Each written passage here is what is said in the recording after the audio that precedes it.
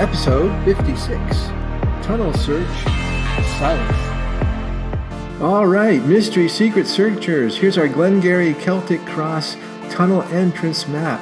We're starting further to the south, below Williamstown in the Raisin River, and we're going to start in our location at Salem Church in Charlottenburg. It's on the St. Lawrence River.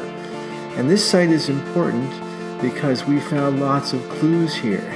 Again, the big tree markers. We have a tree tunnel type of marker in this location. Now this location was found last year when we were researching Caribou Cairn. Caribou Cairn's story is quite amazing.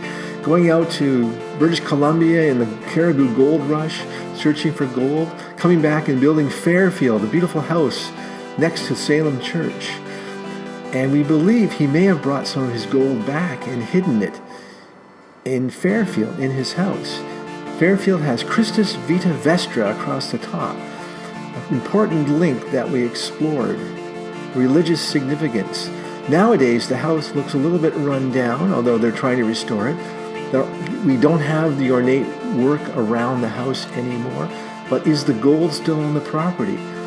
Here's a photo of Caribou Cairn and Lady Caribou Cairn. Now, this really piqued our interest because when we went back to Salem Church, we found her grave there, and her story was quite interesting. At Salem Church, we searched around. The grave of Lady Caribou Cairn is there, and we found fairy rings that we had to explore. We found 3 different fairy rings. They were surrounded by mushrooms, and little fairy doors appeared. We heard little fairy voices. In site number 2, there was a light shining down on it. We explored it. Again, we found some clues, but that led us to the 3rd fairy ring. The 3rd fairy ring was located around the grave of Lady Caribou Cairn. So back to Salem Church. Here's the grave marker for Caribou Cairn's wife, Margaret Sophia. In the distance, there was an opening in the forest. That was our tree tunnel. We didn't notice it at the time when we were at this site. We were not on that path yet. We've come back several times to this gravesite to explore it. We didn't know if there was gold hidden there or if the cursed sword was there. But we came back and we did a little dance of the fairies, and we discovered the cursed sword of the clan MacLeod. That was our significant discovery of Season 1 in Mystery Secret Searchers. Here we are doing the fairy dance around the grave, and we were lucky enough to find the cursed sword of the clan MacLeod. Now we went back to this site again this year. We went back to that tree, that opening in the tree where the tree tunnel is, and that's where we explored. And that is our opening. That is the place to go. That is the big clue for a tunnel or a crypt or some kind of vault entrance in Salem Church.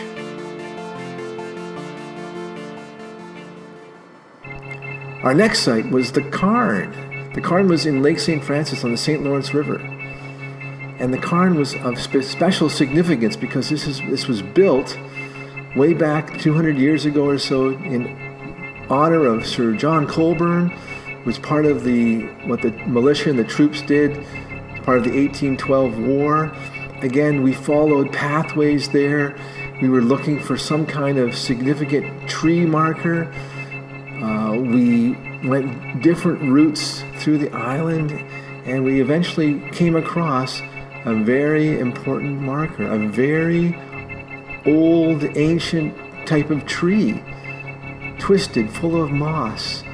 But this tree had some significance. We knew it. Our 3rd site to the south was Faulkner's Landing in Lancaster, again on Lake St. Francis. This is near the South Lancaster Wharf. It's a beautiful area. The wharf is famous for its different colored sheds that you can see for miles out on the St. Lawrence River. And Faulkner was the name of the first settlers of this area. Now this area again had some interesting tree formations, as if the wind had blown these trees when they were younger Maybe the wind's coming in off the St. Lawrence River, because they are quite powerful at times. But these trees we felt were significant. Again, there were some strange pathways that we found just into the forested areas. So again, we follow these pathways. Now that's the significance of the beginning of our search this summer, following these tree markers and pathways through the forests of Glengarry.